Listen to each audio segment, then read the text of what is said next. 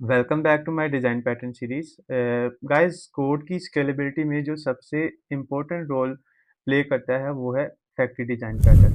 Junior developers की सबसे common mistake जो होती है वो ये होती है कि वो हर फाइल में ऑब्जेक्ट क्रिएट कर देते हैं, विच इज़ कम्प्लीटली रॉन्ग अप्रोच। आज के दिन हम एक ऐसा डिज़ाइन पैटर्न सीखेंगे जो कि ऑब्जेक्ट क्रिएशन को डिसेंट्रलाइज कर देता है, उसको बहुत ही सिंप्लीफाई बना देता है और आपको एक सीनियर लेवल आर्किटेक्चर माइंडसेट देता है, which is factory design pattern. तो सबसे पहले हम प्रॉब्लम समझते हैं, प्रॉब्लम में एक्चुअल में है क्या, और फिर हम देखते हैं कि किस तरह से फैक्ट्री डिज़ाइन पैटर्न इस प्रॉब्लम को ओवरकम करने में हमारी हेल्प करता है, राइट? तो हमने एक छोटी-सी ई-कॉमर्स ऐप बनाई है जिसके थ्रू हम सीखेंगे कि किस तरह से हम फैक्ट्री डिज़ाइन पैटर्न को इम्प्लीमेंट करते हुए अपने कोड को बहुत ज़्यादा ही स्केलेबल बना सकते हैं, राइट? तो टाइम को ज़ाया किए बिना चलिए हम अपने एडिटर में चलते हैं और देखते हैं कि प्रॉब्लम स्टेटमेंट है क्या और किस तरह से फैक्ट्री डिज़ाइन पैटर्न हम इसमें इम्प्लीमेंट करके अपने कोड को प्रोडक्शन ग्रेड एप्लीकेशन के लिहाज से स्केलेबल बना देंगे, राइट? तो ये मैं आ चुका हूँ अपने एडिटर के ऊपर। यहाँ पे देखें मैंने 2 डायरेक्टरीज़ बनाई हुई हैं, एक है प्रॉब्लम के नाम से, एक है सॉल्यूशन के नाम से। ये जो प्रॉब्लम वाली डायरेक्टरी है, ये इसका स्ट्रक्चर ये है कि हमारे पास 3 तरह के पेमेंट मेथड्स हैं, क्रेडिट कार्ड, पेपाल और स्ट्राइप, जिसको ये सब्सक्रिप्शन सर्विस, रिफंड सर्विस और चेकआउट कंट्रोलर्स, इन तीनों पेमेंट मेथड को यूज़ कर रहे हैं, राइट? और फाइनली ऐप.जेएस है जो कि हमारा एंट्री पॉइंट है जिसके थ्रू हम इन सर्विसेज को चेक करेंगे, इनके फंक्शन वगैरह रन करके देखेंगे। तो सबसे पहले मैं आपको इन पेमेंट मेथड्स का कोड दिखा दूँ, बहुत ही सिंपल कोड है। यहाँ पे क्रेडिट कार्ड देखें तो ये जस्ट इसका एक फंक्शन है पे, जो कि एक लॉग प्रिंट करता है जो भी हमने अमाउंट पे करनी है यूजिंग क्रेडिट कार्ड। और सिमिलरली हमारे पास पेपाल है जो कि सेम लॉग प्रिंट करता है but with different payment method like PayPal. और after that we have a Stripe payment method as well. और इन तीनों पेमेंट मेथड्स को ये सर्विसेज जो हमने बनाई हैं, checkout controller, refund service, subscription service, ये तीनों इन पेमेंट मेथड्स को यूज़ कर रही हैं, राइट? अब हम बारी-बारी इन सर्विसेज में जाते हैं और देखते हैं कि किस तरह से इन्होंने अपनी लॉजिक इम्प्लीमेंट की हुई है इन पेमेंट मेथड्स को यूज़ करने की। तो सबसे पहले मैं जाता हूँ सब्सक्रिप्शन सर्विस के ऊपर। तो जब हमारी ई-कॉमर्स ऐप होती है उसमें मल्टीपल सर्विसेज होती हैं जो कि पेमेंट मेथड यूज़ कर रही होती हैं। फॉर एग्जांपल हमने कोई मंथली सब्सक्रिप्शन देनी है तो उसके लिए हमने एक सब्सक्रिप्शन सर्विस बनाई हुई है। कोई चीज़ हमने रिटर्न करनी है तो उसके लिए हमें रिफ़ंड चाहिए तो एक रिफ़ंड सर्विस भी होती है, राइट? और हमने कोई प्रोडक्ट परचेज़ करनी है तो उसके लिए एक चेकआउट कंट्रोलर होता है जिसके थ्रू हम अपना पेमेंट मेथड डिफ़ाइन करते हैं कि किस पेमेंट मेथड के थ्रू हमने चेकआउट करना है, राइट? तो इनका कोड बहुत सिंपल है कि जैसे ही हमने कोई सब्सक्रिप्शन को प्रोसेस करना है तो जो हमारा क्लाइंट है एक्चुअल में ऐप.जेएस, ये क्या करता है कि ये एक फंक्शन कॉल करता है प्रोसेस सब्सक्रिप्शन का, जो कि लेट्स से कि एक यूज़र आता है उसने कोई सब्सक्रिप्शन लेनी है, तो बैकएंड पे ये फंक्शन कॉल हुआ, उसने पेमेंट मेथड सेलेक्ट किया पेपॉल, राइट? तो इस सब्सक्रिप्शन सर्विस के अंदर गया वो, तो यहाँ पे इसने देखा कि पेमेंट टाइप क्या है, उस पेमेंट टाइप के हिसाब से उसने यहाँ पे ऑब्जेक्ट क्रिएट कर दिया। ये इफ एल्स के थ्रू चेक करेगा कि पेमेंट टाइप क्या है, तो उसकी बेस पे उसने एक ऑब्जेक्ट क्रिएट कर दिया और यहाँ पे देखें जौन सा भी ऑब्जेक्ट क्रिएट किया उसका पे का फंक्शन कॉल कर दिया। लेट्स से आई थी क्रेडिट, पेमेंट टाइप क्रेडिट थी तो क्रेडिट कार्ड डॉट जीएस में गए और यहाँ पे का फंक्शन कॉल किया जिसने ये कंसोल लॉग प्रिंट कर दिया, राइट? सिमिलरली एक हम चेकआउट का फंक्शन यहाँ पे कॉल कर रहे हैं और वहाँ पे पेमेंट मेथड हम जो डिफ़ाइन कर रहे हैं वो है क्रेडिट कार्ड, और प्रोसेस सब्सक्रिप्शन में जो डिफ़ाइन कर रहे हैं पेपाल, और इसी तरह प्रोसेस रिफंड में हम कॉल कर रहे हैं स्ट्राइप। अब हम जाते हैं चेकआउट कंट्रोलर के अंदर। यहाँ पे देखें कि यहाँ पे इफ एल्स जगह-जगह लगे हुए हैं जो कि पेमेंट मेथड की बेस पे ऑब्जेक्ट क्रिएट कर रहे हैं, और सेम अगर हम जाते हैं रिफंड सर्विस में तो same code is being repeated there, right? Because payment method की बेस पे ही हमने ऑब्जेक्ट क्रिएट करने हैं। और इसी तरह अगर हम सब्सक्रिप्शन सर्विस में जाते हैं तो सेम कोड यहाँ पे भी रिपीट हो रहा है, right? Which is a completely bad approach and can not make our code scalable. मैं आपको रीज़न बताता हूँ। लेट्स से कि अब क्लाइंट हमें कहता है कि हमने एक और पेमेंट मेथड ऐड करना है, लेट्स से जैज़ कैश। तो उसके लिए हमें क्या करना पड़ेगा, सबसे पहले हम एक फ़ाइल बनाएँगे जैज़ कैश पेमेंट मेथड की, लेट्स से दिस वन। मैं यहाँ पे क्रिएट कर देता हूँ जैज़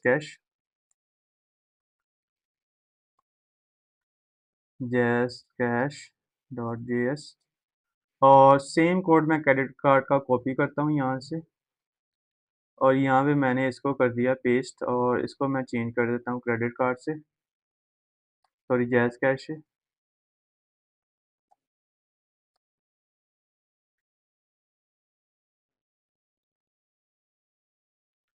और यहाँ पे मैं लॉग में भी प्रिंट कर देता हूँ जैज़ कैश।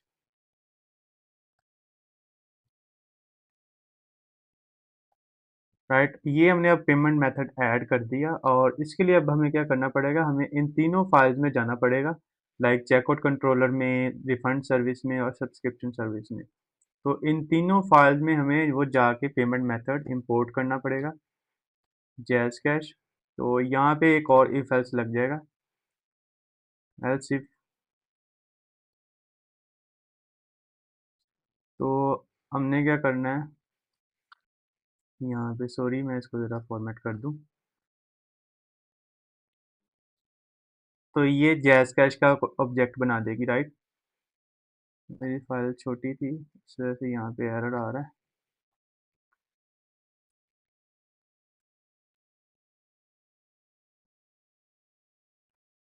सॉरी मैं इस नेम से एक्सपोर्ट कर रहा हूँ, तो मुझे सॉरी। तो ये देखें, मैंने यहाँ पे इंपोर्ट कर ली जैज़ कैश, और यहाँ पे मैंने एक और इफ एल्स लगा के, उस अगर हम jazz cash payment method use कर रहे हैं तो मैंने इफ एल्स के थ्रू तो उसका ऑब्जेक्ट क्रिएट कर दिया, which is completely fine. Now in the checkout controller we have to repeat the same logic, right, this way कॉन्स jazz,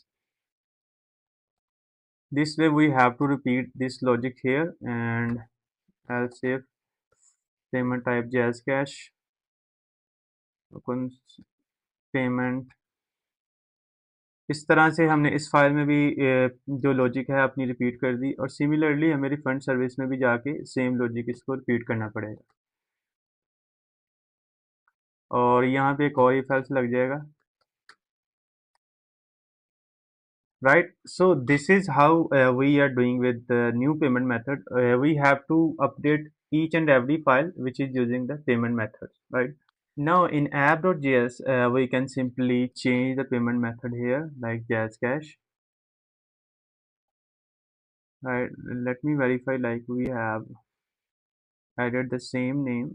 Yes, yes. See here we have the payment type JazzCash, and we are here good for this JazzCash. Now let me run this code. Node problem app.js. stripe.js में ई, sorry मैंने यहाँ पे ई लिख दिया हुआ था, दोबारा हम इसको रन करने की कोशिश करते हैं। तो यहाँ पे लॉग्स आ रहे हैं पेड 1000 यूजिंग क्रेडिट कार्ड, और जो लास्ट हमारा लॉग है वो इस वजह से आ रहा है, प्रोसेस रिफंड जैज़ कैश के थ्रू, राइट। तो आपने देखा कि हमें एक पेमेंट मेथड ऐड करने के लिए हमें कितनी ज़्यादा फाइल्स को चेंज करना पड़ा, राइट। तो फैक्ट्री डिज़ाइन पैटर्न इसी प्रॉब्लम को ओवरकम करने के लिए हमारी हेल्प आउट करता है।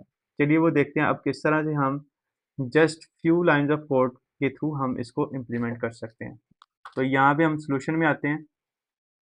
यहाँ पे हमने सबसे पहले बनाई है पेमेंट फैक्ट्री, जो कि डिसाइड करेगी कि हमने कौन सा ऑब्जेक्ट क्रिएट करना है, depending on the payment type we are passing through the client, which is our app dot G S.